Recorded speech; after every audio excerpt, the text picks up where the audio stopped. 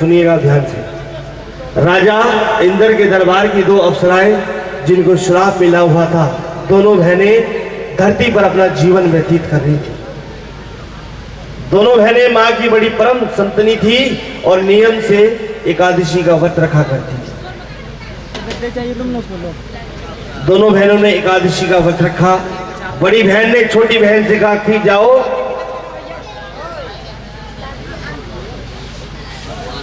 बाजार से प्रसाद लेके आ जाओ जिससे हम अपना व्रत खोल लें। छोटी बहन बड़ी बहन की आज्ञा पाकर के बाजार में जाती है। वहां पर एक व्यक्ति बड़ी जोरों से चिल्ला रहा था कि महाप्रसाद ले लो, महाप्रसाद ले लो। छोटी बहन उससे 2 डोने प्रसाद भी लेती है, अपने हिस्से का प्रसाद वहीं खा लेती है और अपनी बहन का हिस्से का प्रसाद ढक के लेके जाती है।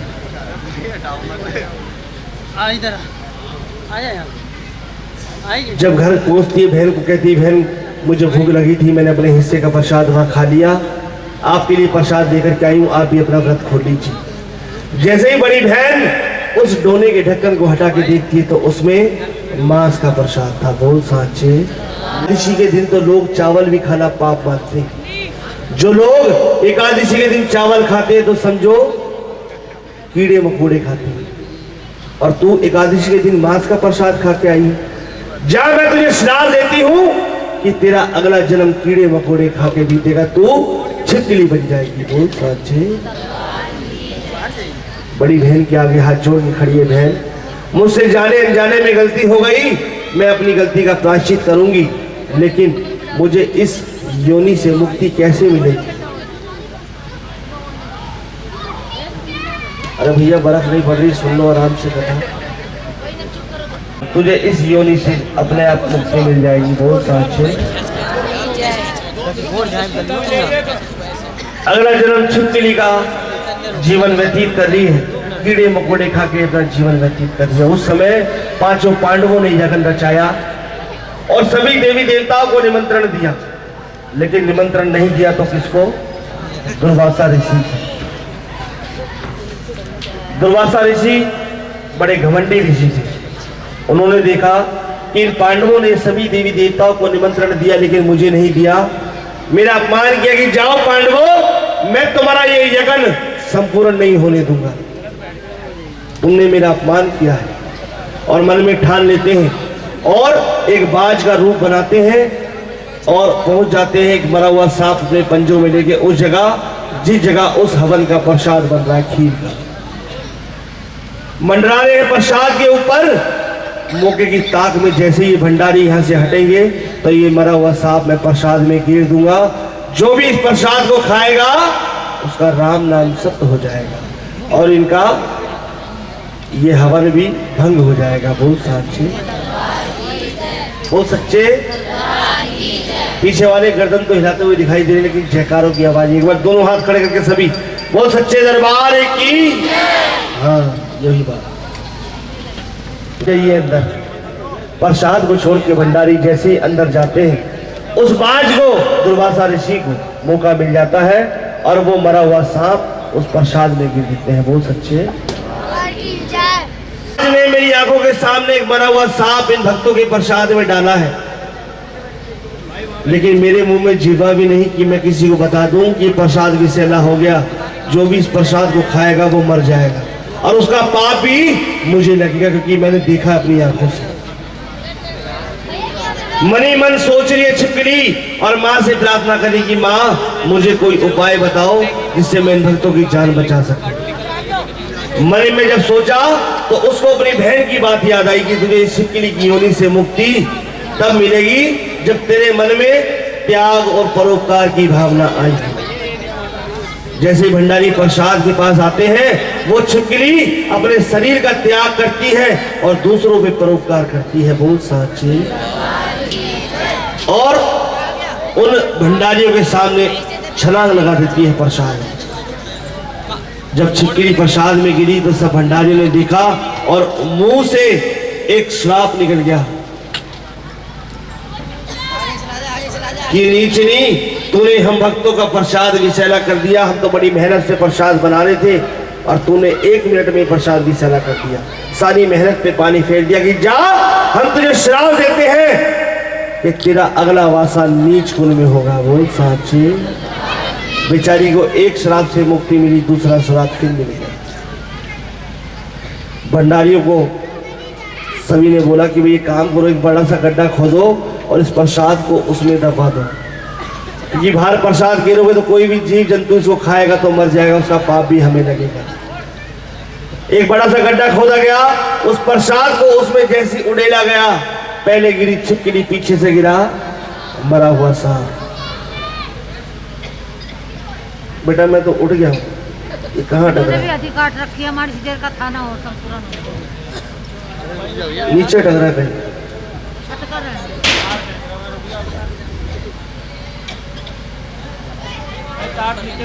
नीचे दबा हुआ है। भी अभी आप बता रही है।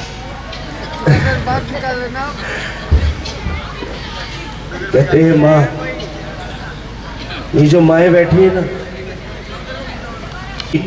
अपने बच्चों के, जो बच्चा पेशाब कर देता उसी पेशाब में माँ सो जाती है। गीले में सोई है माँ, हमें सूखे में सुलाया है, इतना त्याग करती है। एक माँ घर घर बर्तन मांझ के 4 बच्चों को पाल के बड़ा कर देती है। एक माँ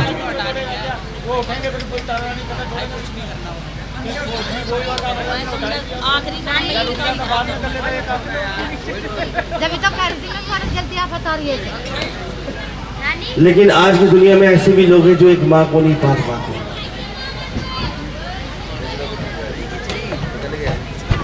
मेरी हाथ जोड़ के प्रार्थना है कि देखो माँ, चाहे अपनी माँ हो जननी, चाहे सासू माँ, तो बननी तो आप लोगों में से ही सारी। एक बेटी बड़ी होकर के बहन बनती है, फिर किसी की बीवी बनेगी, फिर माँ बनेगी, फिर आगे जाकर के किसी की सास बनेगी। तो बनना सब आप में से, तो क्यों आत्मा दुखाते हो किसी की?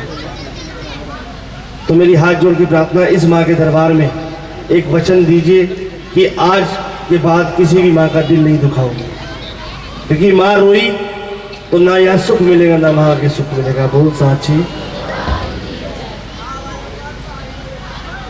भंडारियों ने जब देखा कि पीछे से सांप गिरा है तो सबकी आंखें दंग रह गई। अरे ये प्रसाद तो पहले से ही विषैला था, ये छिपकली इसमें गिरी तो इसने हमारी जान बचा दी। अगर ये नहीं गिरती तो हम इस प्रसाद को खा लेते और सब मर जाते। और जाने अनजाने में हमारे मुंह से इस छिपकली के लिए भी श्राप निकल गया। उस समय में जो बातें मुंह से निकल जाती थी वो सच हो जाती थी और वो वापस नहीं ले सकते थे। तो उन्होंने कहा कि देखो, हमारे मुंह से जो श्राप निकला हम उसको वापस तो नहीं ले सकते, लेकिन हम इस छिपकली को एक वरदान देते हैं कि इसका जन्म उच्च कुल में होगा। बहुत साचे। सुनिएगा, राजा स्पर्श वो लगवा दे उसके बाद के घर एक कन्या का जन्म होता है। उसकी जन्म कुंडली बनवाई जाती है बड़े बड़े विद्वानों को बुला करके। जब जन्म कुंडली बनाते हैं विद्वान तो कहते हैं कि महाराज ये कन्या तो बड़ी शुभ है, ये कन्या तो आपके कुल का नाम चांद तारों में रोशन करेगी। माँ की भक्तनी है पीछे से बहुत, इसका नाम तारा रख दो। बहुत साचे। तो राजा स्पर्श है तारा रानी के पिता, ध्यान दीजिएगा। तारा का लालन पोषण होने लगा, तारा बढ़ के 1 साल की हुई, फिर से राजा स्पर्श या कन्या का जन्म होता है। सभी विद्वानों को बुला करके उसकी जन्म कुंडली बनवाई जाती है। जन्म कुंडली बनाते हुए विद्वान कहते हैं महाराज इस कन्या को जान से मरवा दो या इसको अपने राज्य से दूर फेंकवा दो। ये कन्या तो पहले से ही श्रापों से ग्रसित है, अगर ये आपके राज्य में रहेगी तो ये आपके कुल को दाग लगाएगी। राजा कहने लगा देखो, कन्या को मारना बहुत बड़ा पाप होता है, कोई उपाय ऐसा बताओ विद्वानों कि कन्या भी ना मारूं और ये मेरे राज्य से भी दूर चली जाए। बोल साचे। विद्वानों ने कहा महाराज एक बड़ा सा लकड़ी का बक्सा बनवाओ, उसमें हीरे मोती जवाहरात जड़वा करके इस कन्या को उसमें लिटा करके चलते पानी में प्रवाहित कर दो। बहती बहती कन्या जिसके हाथ लगेगी वो धन से इसका लालन पोषण भी कर देगा और आपको पाप भी नहीं लगेगा। बोल साक्षी। काट। बहती बहती कन्या पहुंच जाती है काशी। काशी में एक घाट पर एक भील साफ सफाई का काम कर रहा था और एक पंडित जी नहाने के लिए आए। पंडित जी की निगाह पहले पड़ी बक्से पर और जैसे निगाह पड़ी मन में लालच आया और वो पानी में कूद पड़े उस बक्से को निकालने के लिए। जैसे ही बक्से की तरफ बढ़ते हैं तो वो बक्सा पंडित जी से 10 कदम और आगे भाग जाता है। बोल साक्षी। पंडित जी सोचते भाई बक्सा निकालने के चक्कर में कहीं ऐसा ना हो मेरी जान चली जाए। उन्होंने आवाज लगाई भील को कि भील देख कोई वस्तु वहां से चमकती हुई वस्तु वहां से तैरती हुई आ रही है, उसको निकाल के ले आओ। जो भी इसमें निकलेगा हम आधा आधा बांट लेंगे। बोल साक्षी। आगे पाके भील बक्से को निकाल के लाता है और जब बक्से को खोला जाता है तो उस बक्से में एक छोटी सी कन्या अपने दाहिने पैर का अंगूठा मुंह में लेके खेल रही थी। बोल सच्चे। भील की आंखों में आंसू आ जाते हैं और रोने लगता है। पंडित जी कहते हैं भाई क्या बात हो गई। पंडित जी से कहता है भील की महाराज मेरे घर में कोई औलाद नहीं है, मैं बे औलाद हूं, मुझे धन दौलत नहीं चाहिए, तुम ये कन्या मुझे दे दो। पंडित जी कहते हैं कि ठीक है बेटा तू ये कन्या भी ले जा और इसके लालन पोषण के लिए इसकी शादी के लिए तू ये धन भी ले जा। पंडित जी कहता है भील की महाराज आपने कन्या भी दी धन भी दिया, एक काम और कर दो इस कन्या का नाम और रख दो। बोल साक्षी। पंडित जी कहने लगे बेटा कन्या पानी में रुड़कती रुड़कती आई है, इसका नाम रुक्को रख दो। बोल साक्षी। अब रुक्को से रुक्मण कैसे बनेगी देखिएगा। भील उस कन्या को लेकर के अपने घर जाता है, अपनी भीलनी की गोदी में दे देता है।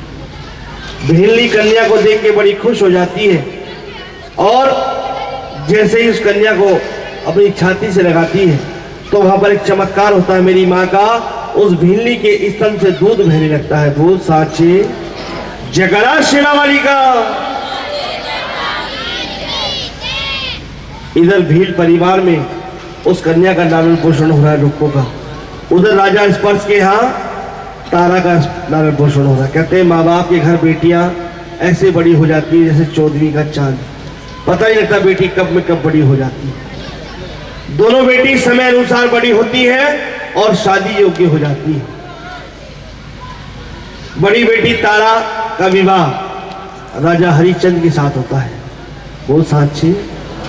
और उसी नगर में एक भील परिवार में रुक्को का भी ब्याह हो जाता है। दोनों बहनें कहाँ की बिछड़ी कहाँ मिलती हैं। और देखो माँ की चमत्कार, माँ की लीला कि जिस महलों की रानी तारा थी उसी महलों में रुक्को की सास साफ सफाई का काम करने जाती थी। जब देखा रुक्को की सास ने कि बेटा आज मेरी तबीयत ठीक नहीं, तुम जाके महलों में साफ सफाई का काम करके आ जाओ, तो रुक्को जैसे ही महलों में साफ सफाई करने जाती है, साफ सफाई करते करते महलों में एक मंदिर बना हुआ था। उस मंदिर के दरवाजे बंद थे लेकिन अंदर से भजनों की आवाज आ रही थी, माँ के भजन चल रहे थे। रुक्को मंदिर के जीने पे सफाई करते करते मंदिर के वहां सो जाती है और वहां पर जो भजन चल रहा था, कौन सा भजन चल रहा था? आइएगा मेरे साथ मिलकर सभी भजन गाइए, दोनों हाथ की ताली बजा करके, हाथ निकालिए लोई से बाहर और ताली बजाइए, गर्मी भी आ जाएगी थोड़ी सी। पार करो मेरा बेड़ा भवानी, पार करो मेरा बेड़ा,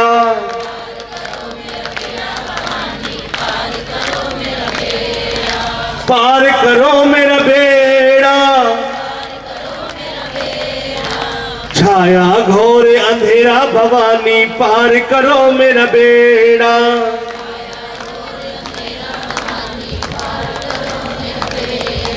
जब भजन सुनते सुनते रुक्को जब मां सो जाती है जीने में, थोड़ी देर बाद मंदिर के दरवाजे खुलते हैं, भक्तजन बाहर निकलते हैं और अंदर से रानी तारा भी बाहर निकलती है। देखती है कि मंदिर के जीने पर कोई औरत सोई पड़ी है। जैसे ही उसको पलट के देखती है तो पहचान जाती है तारा, अरे ये तो मेरे पिछले जन्म की बहन रुक्मण है जिसको मैंने श्राप दिया था, क्योंकि माँ की संतनी थी। देखते ही पहचान गई कोई बहन। उसको जगा के बोलती कि बहन, मैं तेरे पिछले जन्म की बहन हूँ, मैंने तुझे श्राप दिया था। सारी बातें उसको याद दिलाती है और बोलती कि मैं इस महलों की रानी तारा हूँ, तो अपनी पूरे परिवार को लेके मेरे महल में मेरे साथ रहे। रुक्मण कहती है कि बहन, मेरा वासा नीच कुल में है। ठीक है, हम दोनों बहनें थी, लेकिन अभी तुम महलों की रानी हो और मैं महलों की नौकरानी हूँ, मैं तुम्हारे साथ नहीं रह सकती। लेकिन मुझे एक बात बताओ कि इस मंदिर के अंदर जो माँ के जयकारे चल रहे थे, माँ के भजन चल रहे थे, कौन सी माँ है? ये माँ क्या देती है? ओ भाइयों, सब्जी मंडी,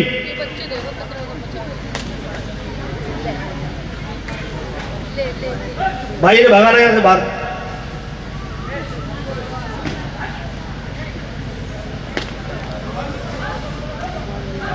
कोई औलाद नहीं है क्या ये माँ मुझे औलाद दे सकती है? तारा बोलते कि सच्चे मन से माँ के चरणों में मन्नत लगा, अरदास लगा, ये सबकी मनोकामना पूरी करती है। ये जागरण की अरदास है जी, चौथी मंडली जो कार्यकर्ता है उनमें से कोई भी एक जना वहाँ खड़ा होकर करवा दीजिए। ठीक है जी, ये कार्यकर्ताओं की तरफ से होती है। बाकी अगर किसी ने माँ से कुछ मांगना है अभी, क्योंकि इस समय माता रानी ने रुक्मण की अरदास कबूली थी, अगर कोई मांगना चाहता है तो अपने स्थान पे बैठा बैठा माँ से इस समय प्रार्थना कर लो जो मांगना है माँ से। विश्वास कीजिएगा 1 साल में मनोकामना पूरी हो गया आपकी। ये समय वो है, जो मांगना मेरी माँ से सच्चे दिल से मांग लीजिए। रुक्मण ने माँ के चरणों में अरदास लगाई कि माँ, अगर तूने मुझे बेटा दिया तो मैं तेरे नाम की जोत अपने घर में जगाऊंगी, तेरा जागरण कराऊंगी। बोल साचे। और रुक्मण अरदास लगा के अपने घर चली जाती है। समय बीतता है, 1 साल बाद रुक्मण के घर एक सुंदर सा बेटा होता है। बोल साचे। बेटे के प्यार में, लालन पोषण में इतनी पागल हो जाती है रुक्मण कि माँ की जोत जगाना भूल जाती है। बेटा 1 साल का होता है, 2 साल का होता है, बेटा 5 साल का हो जाता है, लेकिन माँ की जोत नहीं जगाती। जब माँ ने देखा कि मेरी बेटी भूल गई है जोत जगाना, तो माँ अपने लंगरवीर हनुमान को बोलती कि जाओ लंगरवीर हनुमान, मेरी बेटी को याद दिला के आओ कि उसने मुझे वचन दिया था कि वो मेरे नाम की जोत अपने घर में जगाएगी, और वो भूल गई। लंगरवीर आज्ञा पाकर के हनुमान जी जाते हैं रुक्मण के घर और उसके बेटे के ऊपर से परछावा मार के आ जाते हैं। बोल साचे। रुक्मण जब सुबह उठती है, देखती है अपने बेटे को, तो उसका बेटा बड़ी तेज बुखार से तपरा होता है, शरीर पर लाल लाल दाने हो जाते हैं, न जाने कौन सी बीमारी हो जाती है। बड़े बड़े वैद्य हकीमों से दवाई दिलवाती, लेकिन किसी भी दवाई का उस पर कोई असर नहीं होता। बहुत साचे। कौन सी बीमारी हो जाती है उसके बच्चे को? माँ, बीमारी कौन सी होती है उसके बेटे को? माँ की बीमारी। ये कौन सी बीमारी है? अरे क्या बोलते हैं उसको, जो लाल लाल दाने निकल जाते हैं? हाँ जी,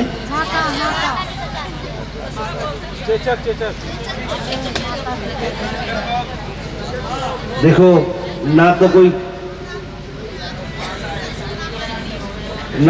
खसरा है, ना कोई वो चेचक है, वो माता निकलती है। बोल साचे। कौन सी माता निकलती है वो? बताया कोई कौन सी माता होती है? खसरा माता। खसरा कोई माता होती नहीं, फलके वाली माता नहीं होती कोई। बताओ, और बताओ कोई। अब मैं बताऊंगा आपको, पता नहीं किसी को? प्रेम से बोलिए सच्चे दरबार की, बोलिए गुड़गांव वाली की। वो होती है शीतला भैया। हाँ, मैं कह रहा हूँ शीतला माता बोलते हैं उसको। फलका तो हमारे मुंह से नाम रखा हुआ है ना, फलका माता, लेकिन असली में वो शीतला मैया है गुड़गांव वाली। जब हमारे बच्चे होते तो वहाँ धूप लगवा के लाते हैं, जिससे कि धूप लगने के बाद ये थोड़ा असर हो जाता, कम होती नहीं है। या किसी बच्चे को मिर्गी के दौरे पड़ते हैं तो वो भी वहाँ माँ के चरणों में धूप लगवा के लाते हैं, वो भी ठीक हो जाते हैं। बोल साचे। लेकिन उसको नहीं पता ये कौन सी बीमारी हुई। रोते रोते महलों में साफ सफाई करनी होती है। बड़ी बहन तारा देखती कि आज मेरी बहन रो रही है, बड़ी परेशान है। जाके पूछती बहन क्या बात हो गई, क्यों रो रही हो तुम? रुक्मण कहती कि बहन मैं बड़ी परेशान हूँ, मेरे बेटे को बड़ी तेज बुखार है, शरीर पे लाल लाल दाने हो गए हैं, पता नहीं कौन सी बीमारी हो गई है। बड़े बड़े वैद्य हकीमों से दवाई दिलवाई, लेकिन किसी भी दवाई का कोई असर नहीं। तारा रानी आंख मीच के ध्यान लगाती है और देखती है, अरे ये कोई बीमारी नहीं है, ये तो मेरी माँ का हल्का सा प्रकोप है। याद कर जब तूने माँ से बेटा मांगा था तो कोई माँ को वचन दिया था। एकदम बात ध्यान आती है रुक्मण की, हाँ बहन मुझसे बड़ी गलती हो गई, जाने अनजाने में अपने बेटे के लाड़ प्यार में मैं माँ की जोत जगाना भूल गई। मैंने माँ को वचन दिया था कि माँ अगर तूने मुझे बेटा दिया तो मैं तेरे नाम की जोत अपने घर में जगाऊंगा, और मैं भूल गई। बहन मुझे माँ की जोत जगानी है अपने घर में, मुझे बताओ उसका तरीका कैसे माँ की जोत जगाई जाती है।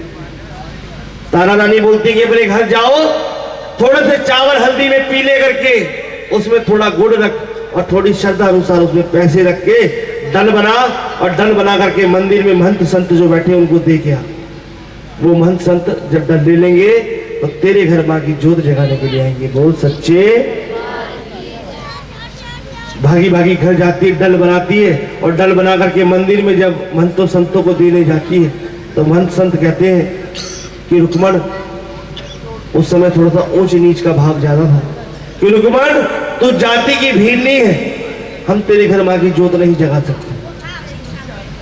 तू एक काम कर, ये डल हमें दे जा, हम मंदिर में ही माँ की जोत जगा देंगे तेरे नाम से। रुक्मण कहती नहीं, मैंने माँ को वचन दिया कि मैं माँ की जोत अपने घर में ही जगाऊंगी। तो महंत संत कहते हैं देखो हम तो ये डल ले नहीं सकते, लेकिन हमारी मंडली की जो सबसे बड़ी महंत है वह है रानी तारा। अगर रानी तारा ने तेरे डल ले लिए तो हम तेरे घर जागरण करने जरूर आएंगे। बोल साचे।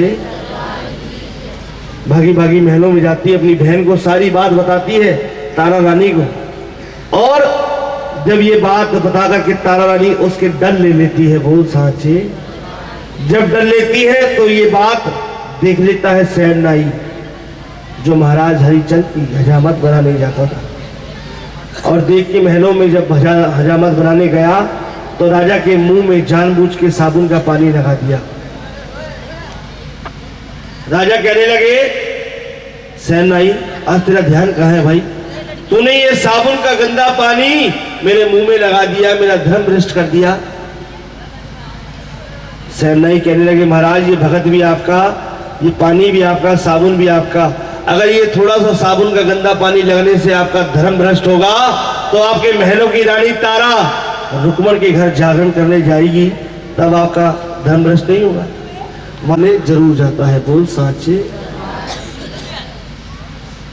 राजा हरिचंद सोच में पड़ गए कि सैननाई, जब मेरी शादी हुई थी रानी तारा से तो मैंने उसको वचन दिया था कि जहां कहीं भी इस माँ के नाम की जोत जगेगी तो मैं उसको जाने से रोकूंगा नहीं, मैं अपने वचन से बंधा हूं। तो कोई तरीका ऐसे बता जिससे रानी जागरण में ना जाए। सैननाई कहता ठीक है महाराज, अपना हाथ आगे बढ़ाओ। जैसे ही राजा अपना हाथ आगे बढ़ाता तो सैननाई अपने उस्तरे से राजा की उंगली चीर देता है, काट देता है। बोल साचे। राजा कहता है कि सैननाई ये क्या किया तूने, कि महाराज इस उंगली में जब तक दर्द होता रहेगा तुम्हें नींद नहीं आएगी, और तुम्हें नींद नहीं आएगी तो रानी भी जागरण में नहीं जाएगी। बोल साचे। अम्मा को जगा देना। तीर लग गया, बड़ी जोर से दर्द हो रहा, रानी तो मुझे अपने पट का सिराना दे और सुला दे। रानी जो थी पतिव्रता रानी थी। बोल साचे। यहाँ पर जितनी भी मेरी माताएं बहनें बैठी हैं, सच बताना कौन कौन अपने पति के पैर छूती है रोज?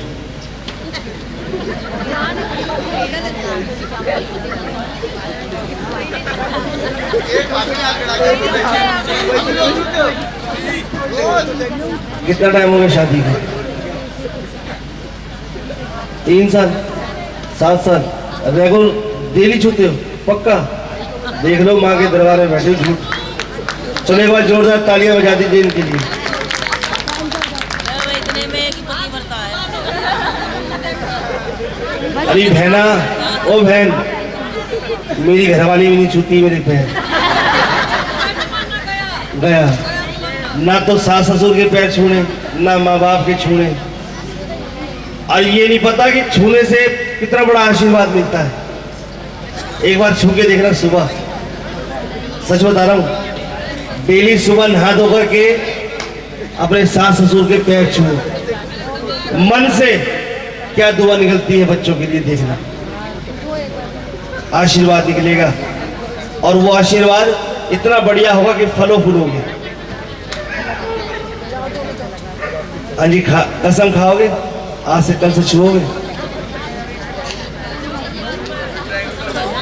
हाँ जी भाई, कसम तो खा लो कोई, मैं ऐसी कसम तो खिला नहीं था। माँ बाप के, पति के, अच्छी चीज बता रहा हूँ, बहुत साचे। हाँ, प्रेम से बोल दो सच्चे दरबार की। क्योंकि घर के अंदर जितना धार्मिक प्रवृत्ति रहेगी उतने हमारे बच्चे अच्छे रहेंगे, हमारी बेटियां अच्छी रहेंगी। 8 साल का गैप हो गया, मैं इस माँ के आगे रोया, भिखारी बन के मैं रोया खूब। मैंने माँ तेरे 17 साल हो गए मुझे जागरण करते हुए, मैंने आज तक जिसकी भी गोद भरी तूने उसको बेटा दिया, मेरे को बेटा नहीं दिया। मुझे तूने ऐसी रक्षाबंधन के दिन जब मेरी बेटियां इधर उधर देखती हैं, भाई है नहीं, इसकी राखी बांधती, बड़ा दुख होता है। जब मैं रोया अपनी दोनों बेटियों को, अपनी वाइफ को लेकर के मैं गया वैष्णो देवी, वहाँ पहाड़ों पे हाथ लगा लगा के मैं माँ से भीख मांग के आया, मेरी बेटियां भी। और आने के 6 महीने बाद मेरी घरवाली की गोद भरी, माँ के व्रत रखे, माँ के व्रत में से मैंने एक फल मैंने मेरी घरवाली को दिया, उससे मेरी वाइफ की गोद भरी, जो भी अड़चन थी खत्म हुई। मैंने माँ से बोला था, वहाँ वचन दे गया था कि माँ अगर मेरे बेटा हुआ तो मैं उसका नाम भगत ध्यानु रखूंगा। जब उसकी जन्म कुंडली बनी हीरो की, मेरे बेटे की, तो उसका नाम भी भा और धा पे ही निकला। ये माँ का चमत्कार दे, अपनी बता रहा हूँ मैं। 17 साल पहले मेरी दुकान हुआ करती थी लेडीज सूटों की, बड़ा निखट्टू था मैं। मेरे पापा ने कहा कि इससे शादी तो करनी है, कहीं ना कहीं तो काम धंधा दिखाना पड़ेगा, कहीं ना कहीं बैठा दिया एक लेडी सूटों की दुकान खोल के, बैठता ही नहीं था। मेरी बहनें आई, मेरी बुआ आई, सूट पसंद आ रहे ले जाओ, दे दिए। बड़ी खुश रहती थी मेरी बुआ और बहनें।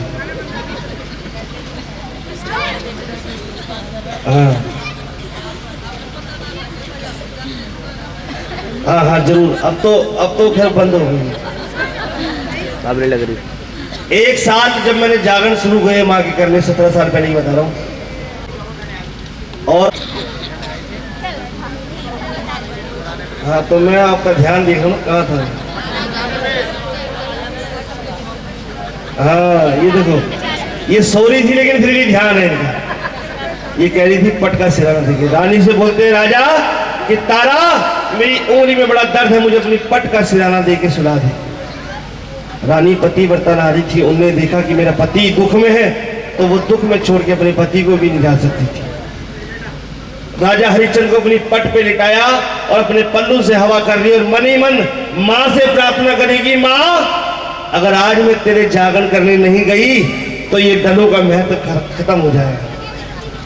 राजा को नींद नहीं आई तो मैं तेरे जागरण में नहीं जा पाऊंगी, माँ कोई चमत्कार ऐसा कर जिससे राजा को नींद आ जाए। जब ये अरदास माँ के चरणों में लगाई रानी तारा ने, तो ठंडी ठंडी हवा चली, सारे पहरेदार सो गए, सारी खिड़कियां खुल गई, सब दरवाजे खुल गए। रानी अपनी दुशाला ओढ़ के, हीरे जवाहरात की दुशाला ओढ़ करके और भगी चली जा रही है डर लेकर के रुक्मण के घर। रास्ते में 2 चोर मिलते हैं। जैसे ही चोरों ने देखा कि आज तो मोटी असामी हाथ लगी है, इसको लूटेंगे, लेकिन जैसे ही रानी को पकड़ने लगे तो रानी का पल्लू एक झाड़ी में अटक के थोड़ा सा फट के वहीं रह गया और पैरों के बिछुए रानी के वहीं गिर गए। बहुत साचे, लेकिन रानी उनके हाथ नहीं आई। जैसे ही वो चोर उन बिछुओं को उठाते हैं, उस पल्लू को उठाते हैं, वो आंखों से अंधे हो जाते हैं और जैसे ही उसको छोड़ते हैं फिर से दिखाई देने, पागलों की तरह देखने की क्या चमत्कार हो रहा है। रानी पहुंचती है रुक्मण के घर और जाती बोलती है कि जल्दी जल्दी भक्तों मेरे माँ के नाम की जोत जगाओ, मैं राजा को सोता छोड़ के आई हूं। अगर राजा जाग गया तो मुझे जान से मार देगा।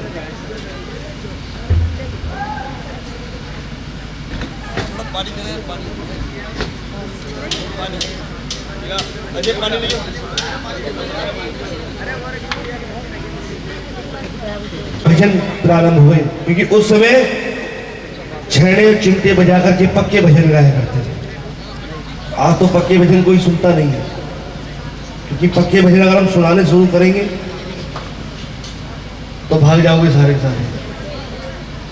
क्योंकि आजकल जो चकाचौंध है उसमें पक्के भजनों में सिर्फ पूरी रात बैठ के माँ के भजन गाया करते थे पक्के। भजन प्रारंभ हो गए, माँ की जोत जगाई गई और इधर राजा की आंख खुल जाती है कि देखता है रानी मुझे धोखा देकर चली गई। राजा अपनी तलवार खींचता है और निकल पड़ता है, वो भी रुक्मण के घर की तरफ। राजा को वो दो चोर मिलते हैं, कि चोर कहते हैं क्योंकि राजा को पहचान नहीं पाए वो चोर, ये राजा कंबल उड़ के निकला था। चोर कहते हैं कि भाई तू बड़ी देर हो गई, तुझे बड़ी लेट हो गया, तू तेरे हाथ में तो ये तलवार भी है, अगर ये तू पहले आ जाता तो हम सारे मिलके उसको लूट लेते। बड़ी मोटी असामी निकली। राजा ने पूछा कि वो कहाँ की तरफ गई है, कि वो भगी भगी इधर चली गई भीड़ परिवारों की तरफ। राजा भी रुक्मण के घर की तरफ चल पड़ता है और जैसे ही रुक्मण के घर के दरवाजे में पहुंचता है, झांक के देखता है तो उस समय बकरे की बलि दी जा रही थी। माँ काली को भोग लगाया जा रहा था। माँ को भोग लगाने के बाद उसी प्रसाद से तारा रानी की गोद भरी गई। बोल साचे भाई, वो बंटवा देना प्रसाद, पंचमेवी का प्रसाद बंटवा दो।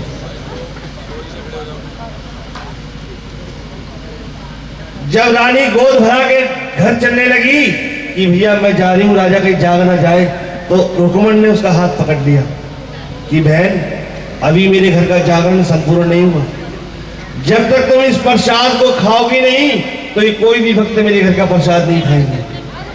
थोड़ा सा झूठा करो फिर चली जाओ।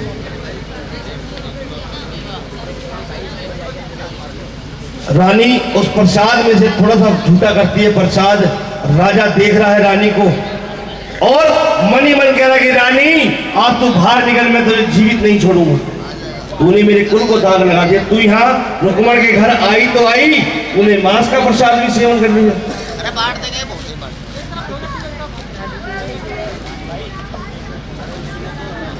पकड़ लेता कि रानी आज मैं तुझे जीवित नहीं छोड़ूंगा, तूने मेरे कुल को दाग लगा दिया।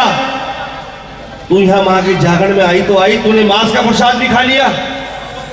रानी कहती महाराज ये मांस का प्रसाद नहीं है, ये मेरी माँ का प्रसाद है, ये मेरी माँ का पंथ है।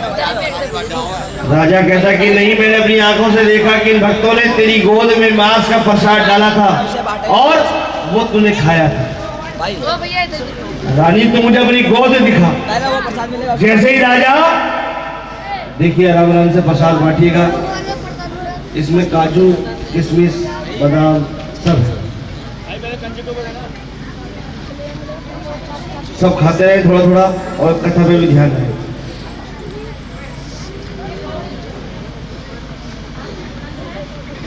रानी तो मुझे अपनी गोद दिखा, मैं देखना चाहता हूँ तेरी माँ का पंथ और तेरी माँ का प्रसाद है। रानी कहती नहीं महाराज। जैसे ही राजा रानी की गोद पर खींचता, वो प्रसाद जमीन पे गिर जाता है। बोल साचे। और जमीन पे गिरते ही वो प्रसाद बदल जाता है। किसमें? नमक पारे में नहीं बदलता भाई, कौन बोल रहा नमक पारे में? हाँ, पंचमेवे में बदल जाता वो। मखाने किशमिश काजू बादाम बन जाते। राजा हैरान कि रानी तू तो बड़ी जादूगरनी है, मैंने अपनी आंख से देखा कि इन भक्तों ने तेरी गोद में मांस का प्रसाद डाला, तू ये क्या दिखा रही है मुझे? रानी कहती कि महाराज मैं यही तो कह रही थी कि ये मेरी माँ का पंथ है, मेरी माँ का चमत्कार है, मेरी माँ का प्रसाद है। राजा कहता है कि रानी मुझे तेरी माँ का पंथ देखना है, तू मुझे अपनी माँ का पंथ दिखा। रानी कहने लगी, महाराज मेरी माँ का पंथ देखना इतना आसान काम नहीं है। मेरी माँ का पंथ देखना तो नंगी तलवार पे चलने के बराबर है। जैसा जैसा मैं कहूंगी वैसे वैसा करना पड़ेगा अगर मेरी माँ का पंथ देखना है। राजा ने हट कर ली।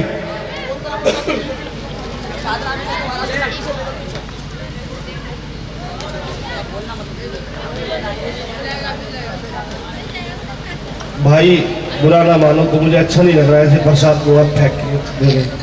थोड़ा नीचे उतर जाओ, आराम आराम से बीच बीच में देते हुए आ जाओ, बहुत अच्छा लगेगा। वैसे ही प्रसाद गोदी में दिया जाता है, झोली भरी जाती है। जैसे ही राजा ने हट कर ली कि रानी मुझे तेरी माँ का पंथ देखना, कि महाराज अगर मेरी माँ का पंथ देखना है तो चलो महलों में और माँ की जोत जगाओ और माँ को भोग लगाने की तैयारी करो। राजा रानी दोनों महलों में जाते हैं और माँ की जोत जगा के माँ के भजन प्रारंभ कर देते हैं। पक्के भजन प्रारंभ हो जाते हैं। धीरे धीरे जब समय बीतता है, माँ को भोग लगाने का समय आता है तो रानी कहती है, महाराज मेरी माँ को भोग लगाने के लिए प्रसाद लेके आओ। कि बता रानी क्या प्रसाद लेके आना? कि जाओ अपने अस्तबल में नीला नीला घोड़ा जो तेरा हेड था उसका तू हवन नचा राजा। जो तेरा सर्वप्रिय घोड़ा नीला है उसका शीश काट, उसके छोटे छोटे टुकड़े बना और इस मर्तबार में डाल। राजा हैरान कि ये प्रसाद बनवा रही है कि क्या करवा रही है, लेकिन राजा ने हट कर रखी है। जाता अपने महलों में और अपने घोड़े का शीश काटता है, छोटे छोटे टुकड़े बनाता है और उस मर्तबार में डालता है कि ले रानी तेरी माँ का प्रसाद। रानी कहती है, महाराज ये प्रसाद अभी अधूरा है। बता रानी और क्या लाने की? जाओ अपने महलों में इक्को एक पुत्र तेरा लाडला उसका भी तू हवन नचा। अपने पुत्र लाडले का जो तेरा पुत्र है सुंदर उसका शीश काट, उसके भी छोटे छोटे टुकड़े बना इस मर्तबार में डाल। राजा बड़े गुस्से में होकर बोलता है, रानी तू माँ है कि डायन? तू मेरे हाथों मेरे पुत्र का वध करवाना चाहती है, वो तेरा ही पुत्र है। रानी कहती कि महाराज मैंने पहले ही कहा था कि जैसे मैं कहूंगी वैसे वैसा करते रहना अगर मेरी माँ का चमत्कार देखना है। राजा जाता है महलों में और अपने पुत्र को आवाज मारता है। जैसे ही पुत्र आता है उसका शीश काट के छोटे छोटे टुकड़े बना करके मर्तबार में डालता है कि ले रानी तेरी माँ का प्रसाद। लेकिन पहले से और अब में राजा की आवाज में नरमी आ गई। क्यों? पुत्र को मारा है। अपनी छोटी सी उंगली कट जाए तो बड़ा दर्द होता है, वो तो औलाद है। कि रानी ले तेरी माँ का प्रसाद। महाराज अभी भी अधूरा है, इसके नीचे आग जलाओ और इसको पका के तैयार करो, फिर मेरी माँ को भोग लगाओ। राजा कहता है कि पुत्र भी मैंने मारा, घोड़ा भी मैंने मारा, आग भी मैं ही लगाऊं, तेरी माँ क्या करेगी? अपनी माँ को बोल बिन बाती बिन तेल यहाँ अग्नि प्रज्वलित करेगी। बोल सांचे। रानी मनी मन ध्यान लगाती है माँ ज्वाला माई का कि जागो ज्वाला माई। जैसे ध्यान लगाती है बिन बाती बिन तेल वहाँ अग्नि प्रज्वलित हो जाती है, प्रसाद पक्के तैयार हो जाता है। बोल सांचे। अगर हलवा चने का प्रसाद तैयार हो गया हो तो 5 डोले हलवा चने के वहाँ दरबार में पहुंचा दो। ढोल बने ढोल लगा के दे दो इनको वापिस एक डोला।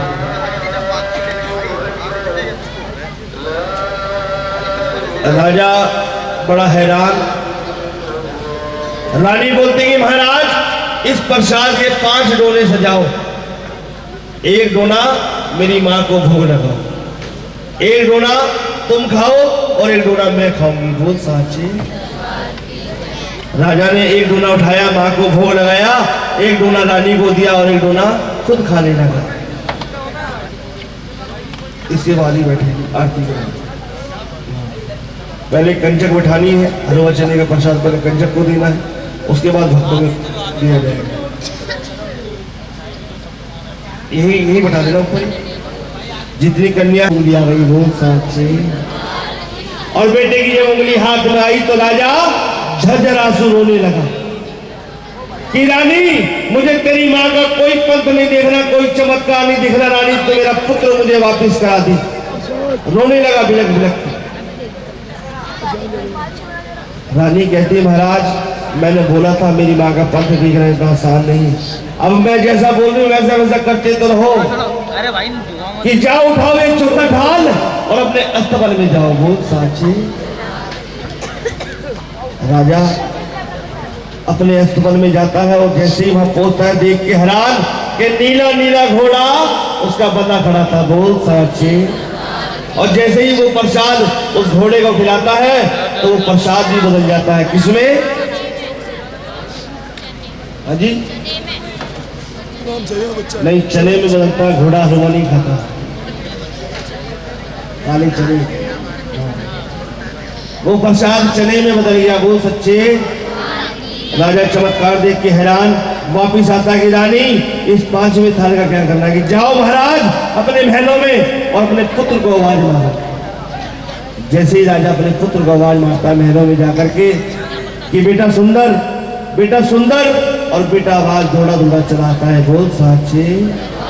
अरे हैरान हो जाता कि बेटा मैंने तो तेरा शीश काट दिया था, तेरे छोटे छोटे टुकड़े बनाए थे, तू कहां से आ गया? पिताजी जिसको आपने मारा वो आपका अहंकार था। जब आपने मेरे ऊपर तलवार चलाई तो ये अष्टभुजी माँ मेरा हाथ पकड़ के मेरे को लेकर चली गई और मैं माँ की गोद में बैठ के झूला झूल रहा था। मेरा मन ही नहीं था आने का, लेकिन आपने जब आवाज मारी तो मुझे आना पड़ा। बहुत साचे। पिताजी बड़ी जोर से भूख लगी है, ले बेटा ये प्रसाद तेरी माँ ने दिया है। जैसे ही उस प्रसाद के डोरे को खोल के देखता है तो वो प्रसाद ही बदल जाता है। किसमें? जोर से बोलो भाई। जो हलवे में नहीं, हलवे में बदलता है। ये बच्चे पहले चने बदल के बन गए, अब हलवा बदल गया। जोर से बोलो किसमें बदलता है? भाई जो जोर से बोलेगा भाई कार्यकर्ताओं को 2-2 डोले देना हलवे के, ठीक है? हाँ जी, किसमें बदलता है? हाँ देखो लालच भैया, इनको 2 डोले देना, एक भरा एक खाली ढकने के लिए। प्रेम से बोलो सच्चे। वो हलवे में बदल जाता है। इधर राजा बड़ा खुश कि माँ का चमत्कार भी देख लिया, घोड़ा भी मिल गया, पुत्र भी मिल गया। रानी के पास आता है, रानी एक एहसान हो कर दे, इस माँ के दर्शन हो कराते। वो साचे। दोनों पति पत्नी पुत्र के साथ माँ के चरणों में खड़े होकर माँ से प्रार्थना करते कि माँ दर्शन दे। जैसे ही माँ के चरणों में अरदास लगाई, माँ साक्षात शेर पे सवार होकर के भक्तों को दर्शन देती है। वो साची। और वरदान देती है रानी तारा और राजा हरिश्चंद्र को कि राजा जब जब मेरे नाम की जोत इस धरती पर जगेगी उस जगह तेरे नाम की कथा सुनाई जाएगी। जिस जगह ये कथा नहीं सुनाई जाएगी वो जागरण अधूरा माना जाएगा। वो साची। जैसे माँ वैष्णो देवी दरबार जाते हैं, भैरव बाबा के दर्शन नहीं करते तो यात्रा भी अधूरी मानी जाती है। राजा बड़ा खुश हो गया, रानी से बोलता कि रानी माँ के दर्शन भी हो गए, आज मैं बड़ा खुश हूँ, मांग ले मुझसे क्या मांगना चाहती। राजा से बोलते रानी की महाराज अस्सी जल गई पर बन नहीं गया, घमंड वहीं का वहीं है, क्या दे सकते हो आप मुझे? देने वाली तो ये माँ है जो सबकी झोलियां भरती। अगर कुछ देना ही चाहते तो एक काम करो, सारा राजपाट अपने पुत्र के नाम करो और बाकी बचा हुआ जीवन मेरे साथ माँ का मंदिर बना करके माँ की भक्ति में बिताओ। बोल साक्षी। राजा पूरा राजपाट अपने पुत्र के नाम करता है और बचा हुआ जीवन माँ का मंदिर बना के दोनों पति पत्नी माँ की सेवा करते हैं और वहीं पर विलीन हो जाते हैं। बोल साक्षी। ये थी माँ तारानी कथा। एक बार दोनों हाथ कीजिए खड़े सभी जिनको कथा समझ में नहीं आई। दोबारा मैं कह रहा हूँ मेरी छुट्टी आज की इतवार है, मुझे कहीं नहीं जाना, मैं दोबारा सुना दूंगा। बहुत साक्षी। एक बार प्रेम से बोल दो सच्चे। अगर आपको पूरी रात का जागरण पसंद आया तो एक बार जोरदार तालियां बजा दीजिए। बहुत बहुत धन्यवाद। ये आशीर्वाद आपका हमें मिला और ऐसे आगे मिलता ही रहेगा। तो माँ की आरती हो रही होगी।